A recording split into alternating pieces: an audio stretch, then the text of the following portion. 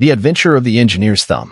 Of all the problems which have been submitted to my friend Mr. Sherlock Holmes for solution during the years of our intimacy, there were only two which I was the means of introducing to his notice, that of Mr. Hatherley's thumb, and that of Colonel Warburton's madness.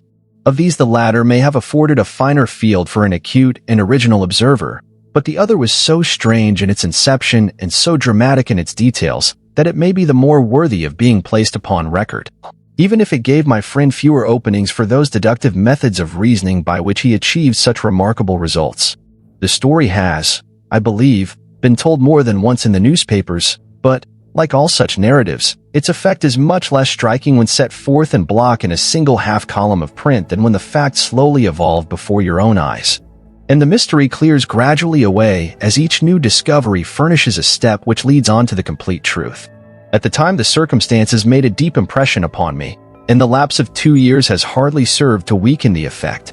It was in the summer of '89, not long after my marriage, that the events occurred which I am now about to summarize. I had returned to civil practice, and had finally abandoned Holmes and his Baker Street rooms, although I continually visited him, and occasionally even persuaded him to forego his bohemian habits so far as to come and visit us. My practice had steadily increased, and as I happened to live at no very great distance from Paddington Station, I got a few patients from among the officials. One of these, whom I had cured of a painful and lingering disease, was never weary of advertising my virtues, and of endeavoring to send me on every sufferer over whom he might have any influence. One morning, at a little before 7 o'clock, I was awakened by the maid tapping at the door, to announce that 2 men had come from Paddington, and were waiting in the consulting room.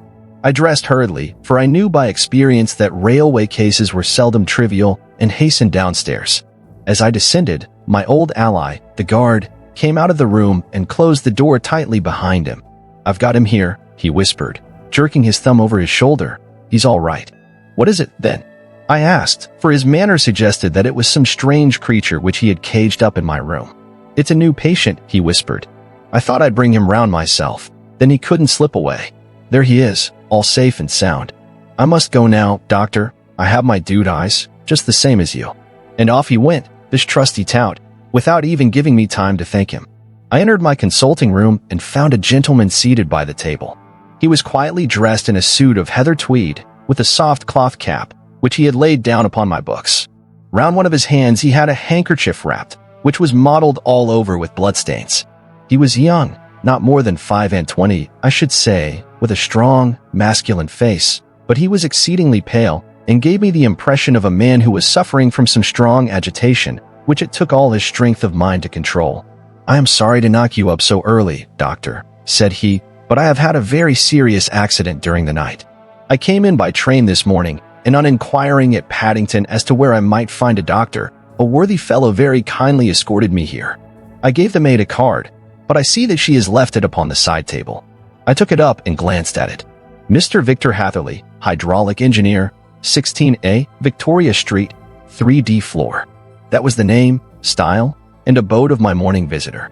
"I regret that I have kept you waiting," said I, sitting down in my library chair. "You are fresh from a night journey, I understand, which is in itself a monotonous occupation." "Oh, my night could not be called monotonous," said he, and laughed. He laughed very heartily, with a high, ringing note, leaning back in his chair and shaking his sides. All my medical instincts rose up against that laugh. "Stop it," I cried. "Pull yourself together," and I poured out some water from a carafe. It was useless, however. He was often one of those hysterical outbursts which come upon a strong nature when some great crisis is over and gone. Presently he came to himself once more, very weary and blushing hotly. "I have been making a fool of myself," he gasped. "Not at all. Drink this." I dashed some brandy into the water, and the color began to come back to his bloodless cheeks. "That's better," said he. "And now, doctor, perhaps you would kindly attend to my thumb, or rather to the place where my thumb used to be." He unwound the handkerchief and held out his hand. It gave even my hardened nerves a shudder to look at it. There were 4 protruding fingers and a horrid red, spongy surface where the thumb should have been. It had been hacked or torn right out from the roots. "Good heavens!" I cried. "This is a terrible injury. It must have bled considerably." "Yes, it did. I fainted when it was done, and I think that I must have been senseless for a long time. When I came to, I found that it was still bleeding, so I tied one end of my handkerchief very tightly round the wrist and braced it up with a twig. Excellent. You should have been a surgeon. It is a question of hydraulics, you see, and came within my own province. This has been done, said I, examining the wound, by a very heavy and sharp instrument. A thing like a cleaver, said he. An accident, I presume? By no means. What? A murderous attack? Very murderous indeed. You horrify me. I sponged the wound, cleaned it, dressed it, and finally covered it over with cotton wadding and carbolized bandages. He lay back without wincing, though he bit his lip from time to time. How is that? I asked, when I had finished. Capital. Between your brandy and your bandage, I feel a new man. I was very weak, but I have had a good deal to go through. Perhaps you had better not speak of the matter. It is evidently trying to your nerves. Oh no, not now.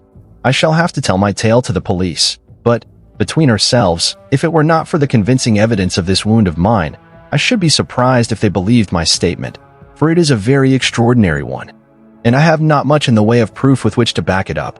And, even if they believe me, the clues which I can give them are so vague that it is a question whether justice will be done. "Ha!"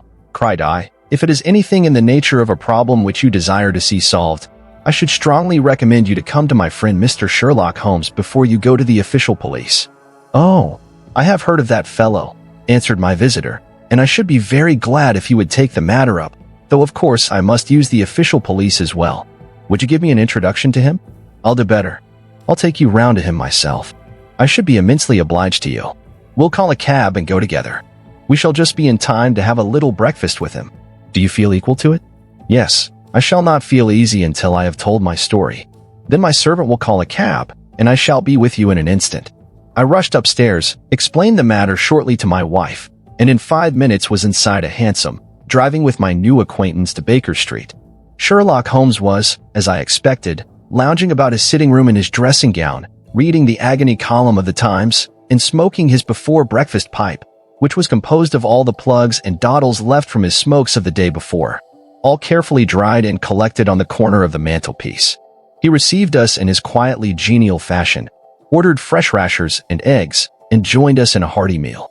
When it was concluded, he settled our new acquaintance upon the sofa, placed a pillow beneath his head, and laid a glass of brandy and water within his reach.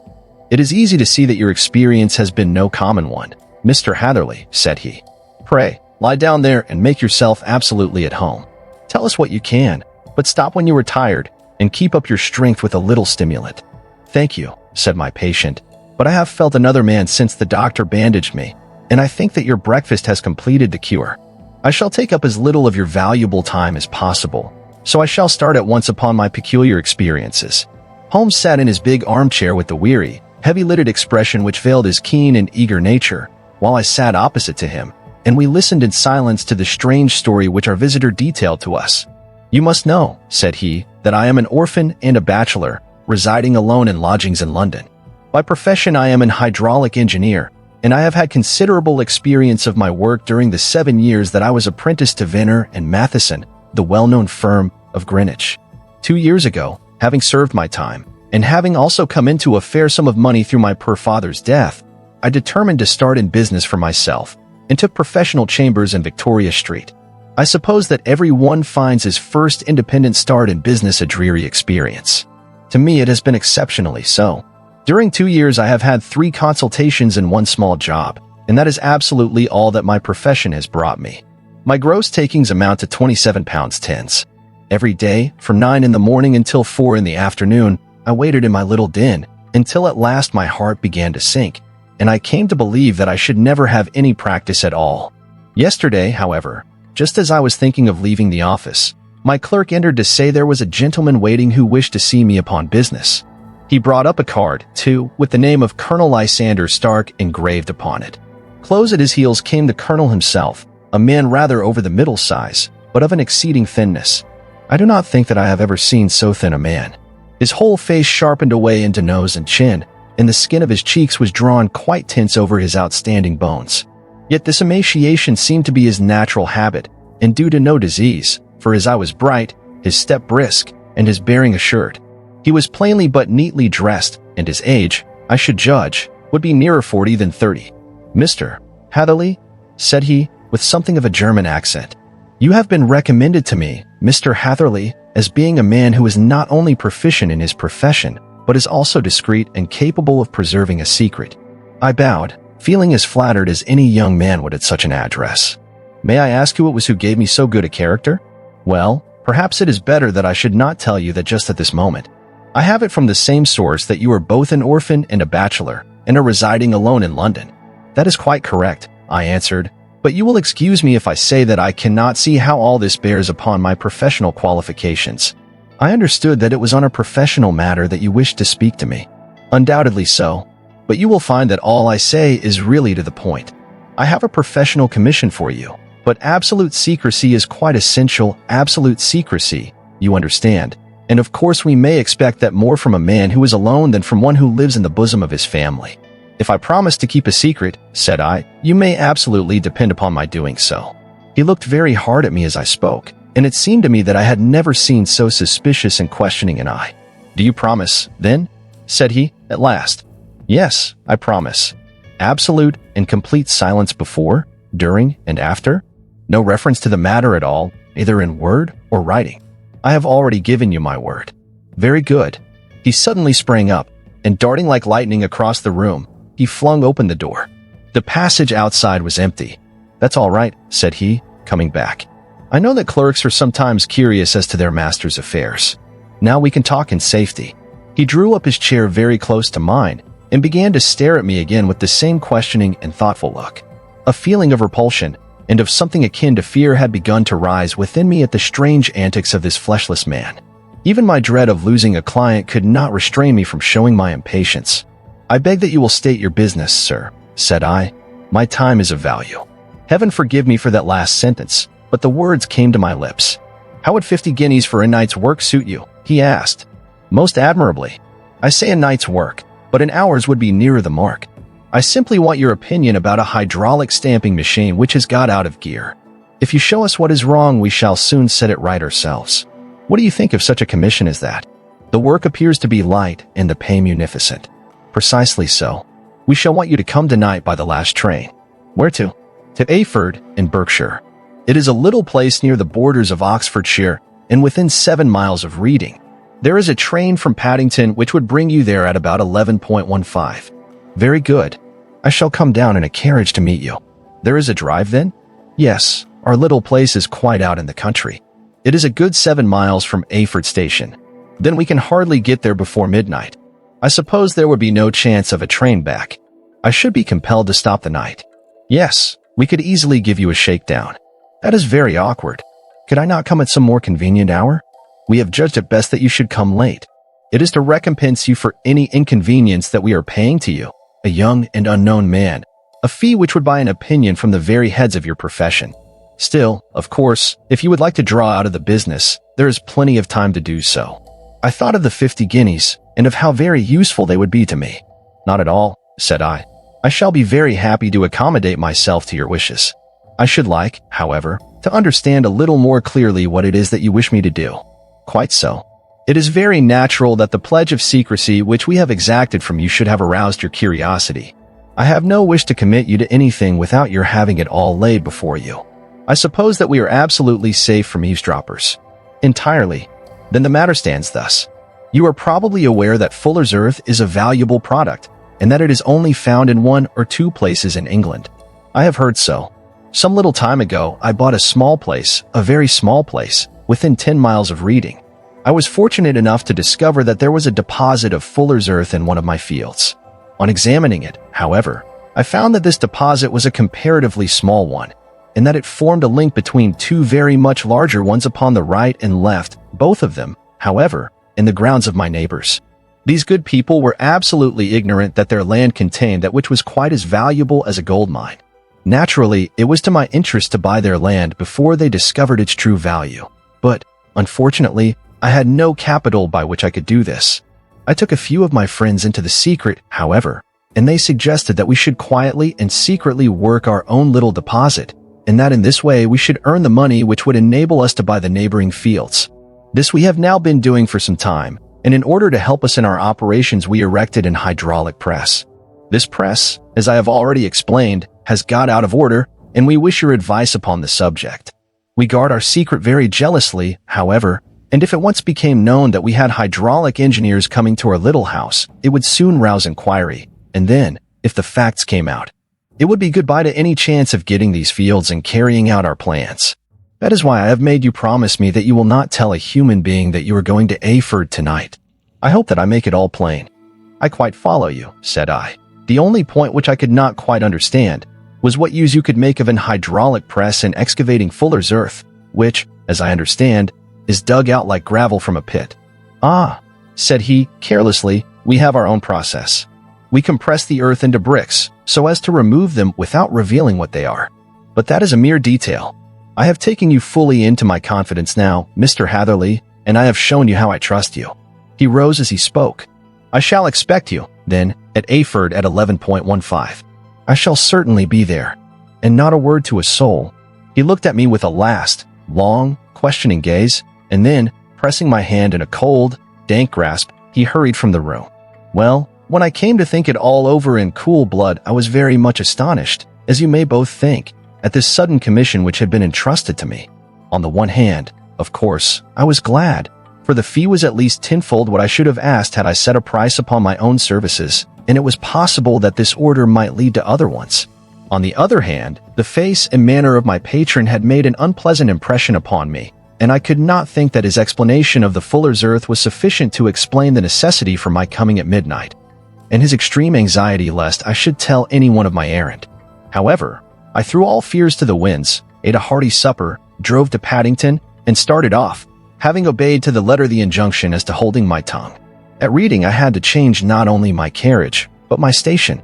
However, I was in time for the last train to Aford, and I reached the Little Dimlet station after 11 o'clock. I was the only passenger who got out there, and there was no one upon the platform save a single sleepy porter with a lantern. As I passed out through the wicket gate, however, I found my acquaintance of the morning waiting in the shadow upon the other side. Without a word he grasped my arm and hurried me into a carriage, the door of which was standing open. He drew up the windows on either side, tapped on the woodwork, and away we went as fast as the horse could go. "One horse?" interjected Holmes. "Yes, only one. Did you observe the color?" "Yes, I saw it by the side lights when I was stepping into the carriage. It was a chestnut. Tired looking or fresh?" "Oh, fresh and glossy. Thank you. I am sorry to have interrupted you. Pray continue your most interesting statement." Away we went then, and we drove for at least an hour. Colonel Lysander Stark had said that it was only 7 miles, but I should think, from the rate that we seemed to go, and from the time that we took, that it must have been nearer 12. He sat at my side in silence all the time, and I was aware, more than once when I glanced in his direction, that he was looking at me with great intensity. The country roads seemed to be not very good in that part of the world, for we lurched and jolted terribly. I tried to look out of the windows to see something of where we were, but they were made of frosted glass, and I could make out nothing save the occasional bright blur of a passing light. Now and then I hazarded some remark to break the monotony of the journey, but the colonel answered only in monosyllables, and the conversation soon flagged. At last, however, the bumping of the road was exchanged for the crisp smoothness of a gravel drive, and the carriage came to a stand. Colonel Lysander Stark sprang out, and, as I followed after him, pulled me swiftly into a porch which gaped in front of us. We stepped, as it were, right out of the carriage and into the hall, so that I failed to catch the most fleeting glance of the front of the house. The instant that I had crossed the threshold, the door slammed heavily behind us, and I heard faintly the rattle of the wheels as the carriage drove away. It was pitch dark inside the house, and the colonel fumbled about looking for matches and muttering under his breath.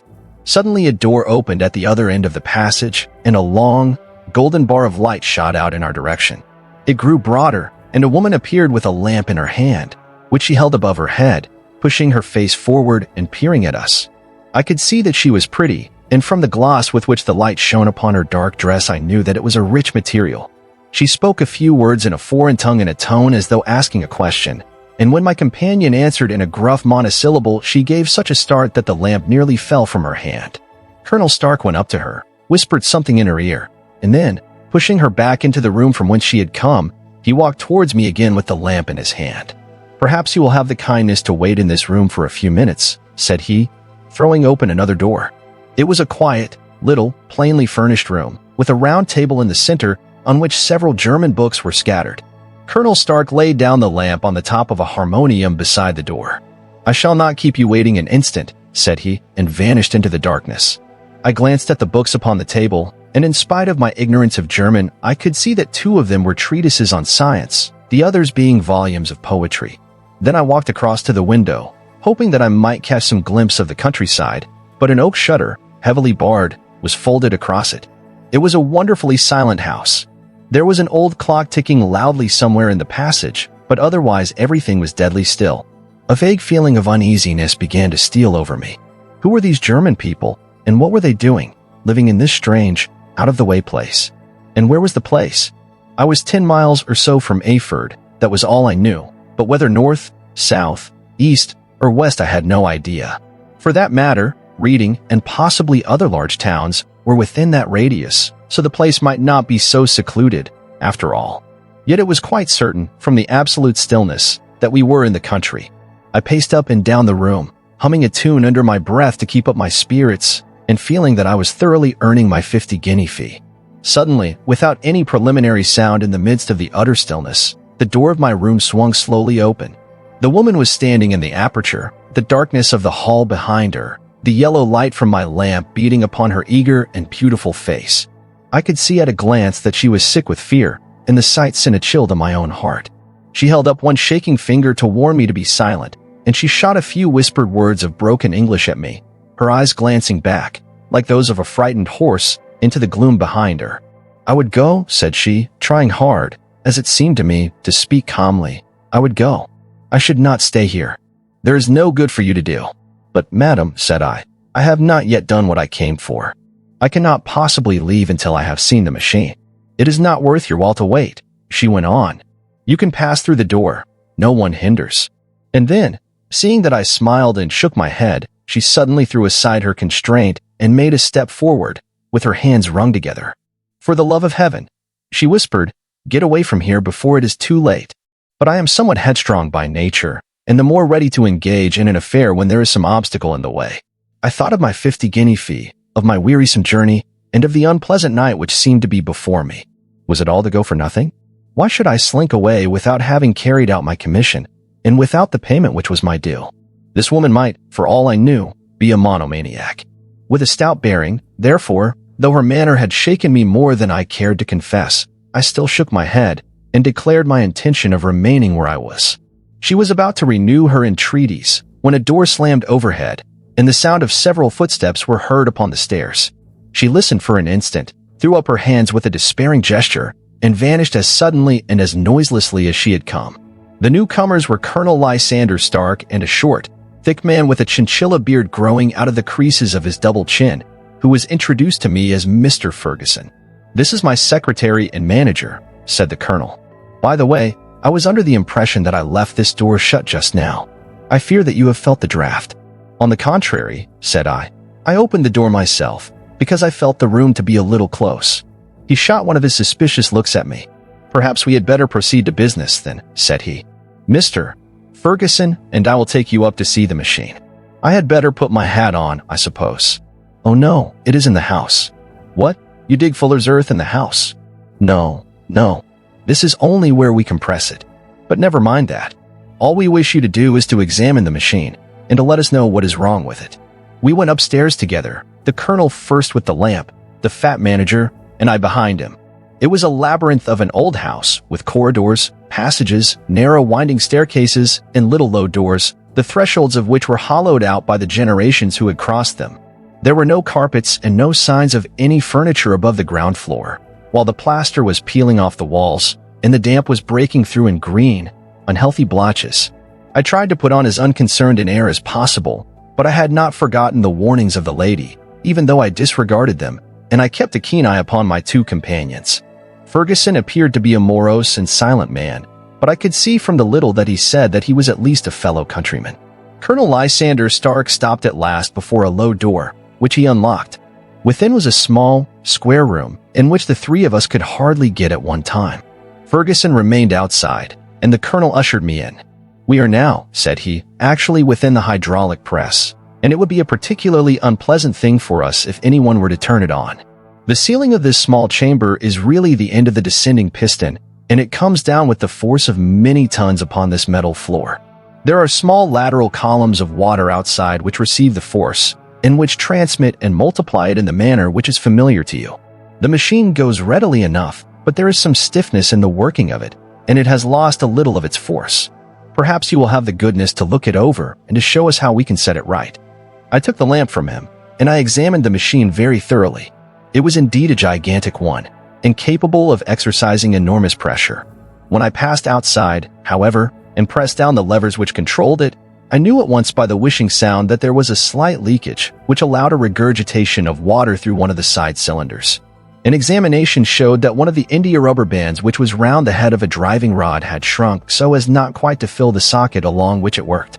This was clearly the cause of the loss of power, and I pointed it out to my companions, who followed my remarks very carefully and asked several practical questions as to how they should proceed to set it right. When I had made it clear to them, I returned to the main chamber of the machine and took a good look at it to satisfy my own curiosity. It was obvious at a glance that the story of the fuller's earth was the merest fabrication, for it would be absurd to suppose that so powerful an engine could be designed for so inadequate a purpose. The walls were of wood, but the floor consisted of a large iron trough, and when I came to examine it, I could see a crust of metallic deposit all over it. I had stooped and was scraping at this to see exactly what it was, when I heard a muttered exclamation in German and saw the cadaverous face of the colonel looking down at me. "What are you doing there?" he asked. I felt angry at having been tricked by so elaborate a story as that which he had told me. "I was admiring your fuller's earth," said I. "I think that I should be better able to advise you as to your machine if I knew what the exact purpose was for which it was used." The instant that I uttered the words, I regretted the rashness of my speech. His face set hard, and a baleful light sprang up in his gray eyes. "Very well," said he, "you shall know all about the machine." He took a step backward, slammed the little door, and turned the key in the lock. I rushed towards it and pulled at the handle, but it was quite secure and did not give in the least to my kicks and shoves. "Hello," I yelled. "Hello, Colonel, let me out." And then suddenly in the silence I heard a sound which sent my heart into my mouth. It was the clank of the levers and the swish of the leaking cylinder. He had set the engine at work. The lamp still stood upon the floor where I had placed it when examining the trough. By its light I saw that the black ceiling was coming down upon me, slowly, jerkily, but, as none knew better than myself, with a force which must within a minute grind me to a shapeless pulp. I threw myself, screaming, against the door, and dragged with my nails at the lock. I implored the colonel to let me out, but the remorseless clanking of the levers drowned my cries. The ceiling was only a foot or two above my head, and with my hand upraised I could feel its hard, rough surface. Then it flashed through my mind that the pain of my death would depend very much upon the position in which I met it. If I lay on my face the way it would come upon my spine, and I shuddered to think of that dreadful snap. Easier the other way, perhaps, and yet, had I the nerve to lie and look up at that deadly black shadow wavering down upon me? Already I was unable to stand erect, when my eye caught something which brought a gush of hope back to my heart. I have said that though the floor and ceiling were of iron, the walls were of wood.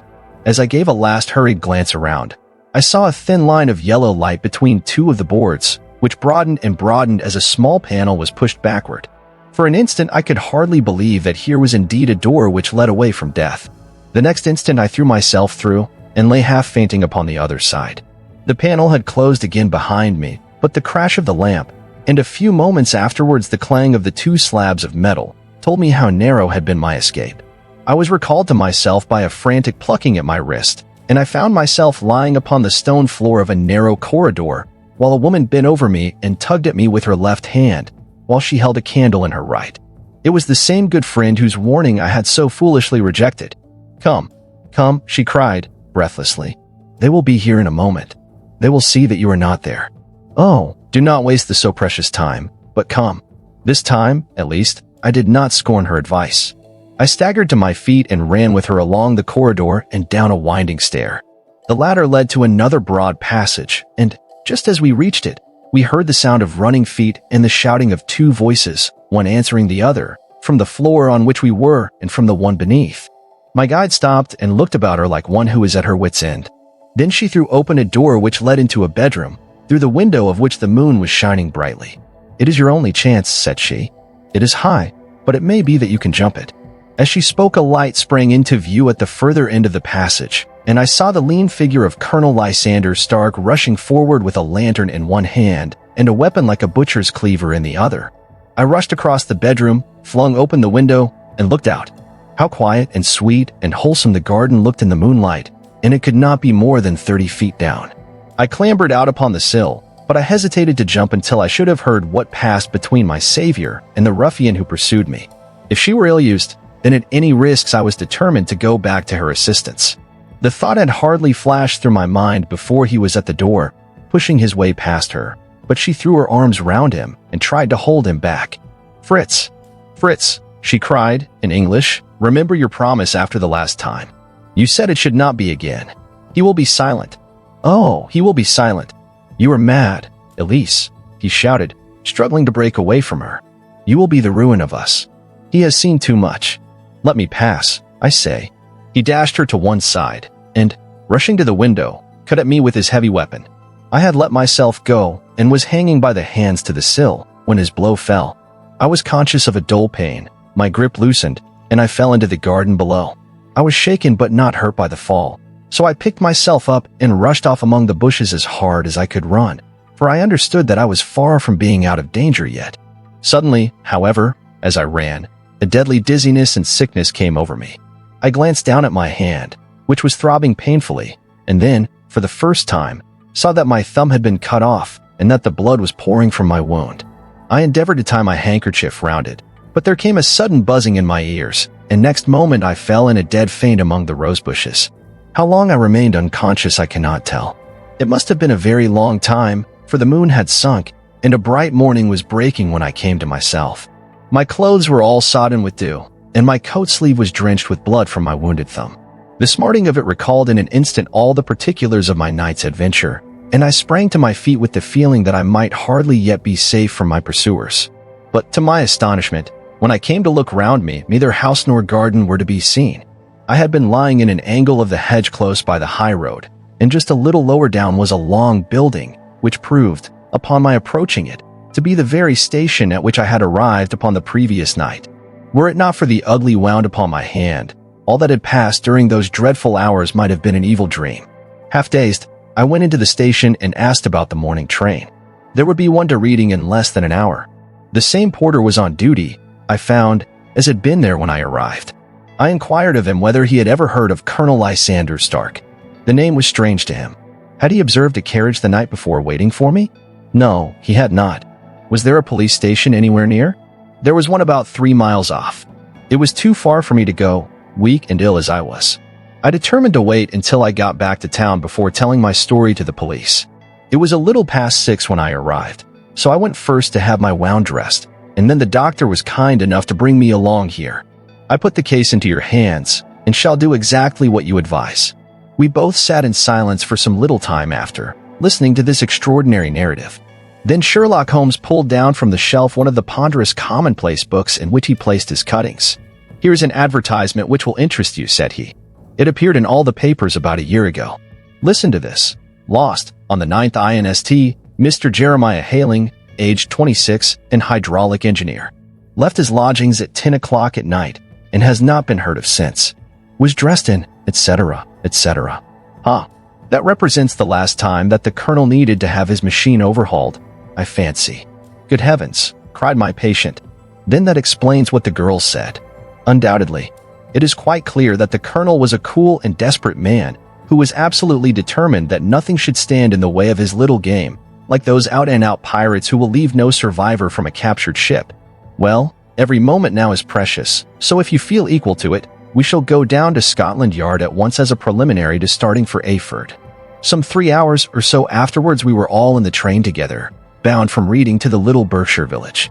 There were Sherlock Holmes, the hydraulic engineer, Inspector Bradstreet, of Scotland Yard, a plainclothes man, and myself.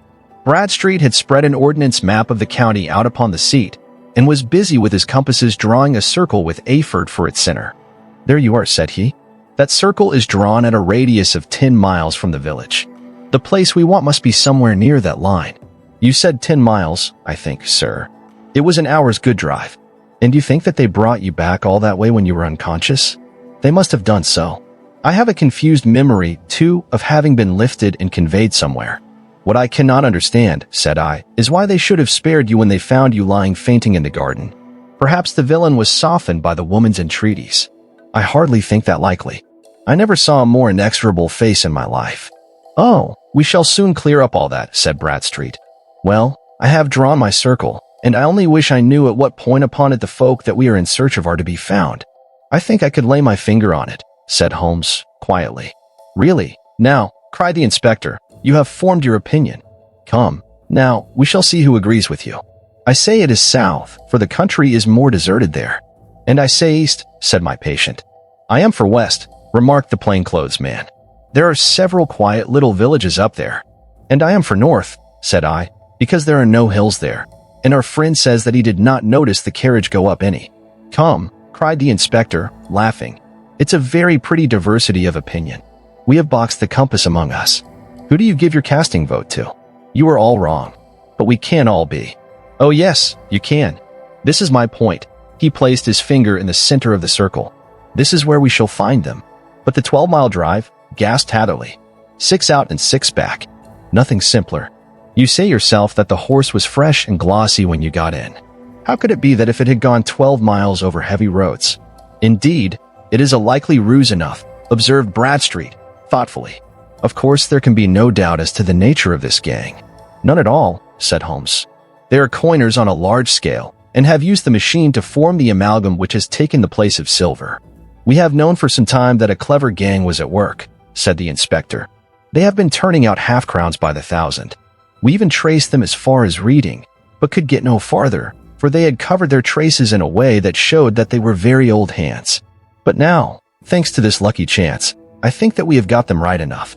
But the inspector was mistaken, for those criminals were not destined to fall into the hands of justice. As we rolled into Ayford Station, we saw a gigantic column of smoke which streamed up from behind a small clump of trees in the neighborhood, and hung like an immense ostrich feather over the landscape. A house on fire? Asked Bradstreet, as the train steamed off again on its way. Yes, sir, said the station master. When did it break out? I hear that it was during the night, sir, but it has got worse, and the whole place is in a blaze. Whose house is it? Dr. Betcher's. Tell me, broke in the engineer, is Dr. Betcher a German, very thin, with a long, sharp nose?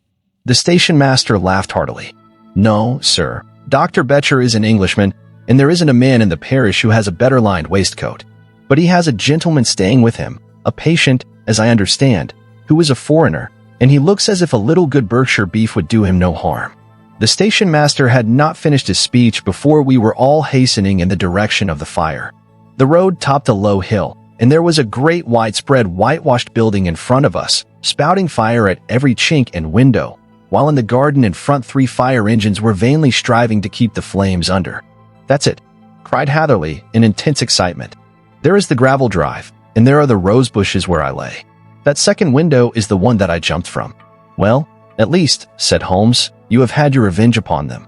There can be no question that it was your oil lamp which, when it was crushed in the press, set fire to the wooden walls, though no doubt they were too excited in the chase after you to observe it at the time. Now keep your eyes open in this crowd for your friends of last night, though I very much fear that they are a good 100 miles off by now. And Holmes's fears came to be realized, for from that day to this no word has ever been heard either of the beautiful woman, the sinister German, or the morose Englishman. Early that morning a peasant had met a cart containing several people and some very bulky boxes driving rapidly in the direction of Reading, but there all traces of the fugitives disappeared, and even Holmes's ingenuity failed ever to discover the least clue as to their whereabouts. The firemen had been much perturbed at the strange arrangements which they had found within, and still more so by discovering a newly severed human thumb upon a windowsill of the second floor. About sunset, however, their efforts were at last successful, and they subdued the flames, but not before the roof had fallen in, and the whole place been reduced to such absolute ruin that, save some twisted cylinders and iron piping, not a trace remained of the machinery which had cost our unfortunate acquaintance so dearly. Large masses of nickel and of tin were discovered stored in an outhouse, but no coins were to be found, which may have explained the presence of those bulky boxes which have been already referred to. How our hydraulic engineer had been conveyed from the garden to the spot where he recovered his senses might have remained forever a mystery were it not for the soft mold, which told us a very plain tale. He had evidently been carried down by two persons, one of whom had remarkably small feet and the other unusually large ones. On the whole, it was most probable that the silent Englishman, being less bold or less murderous than his companion, had assisted the woman to bear the unconscious man out of the way of danger. "Well," said our engineer ruefully, as we took our seats to return once more to London, "it has been a pretty business for me. I have lost my thumb, and I have lost a 50-guinea fee, and what have I gained?" "Experience," said Holmes, laughing. "Indirectly it may be of value. You know, you have only to put it into words to gain the reputation of being excellent company for the remainder of your existence."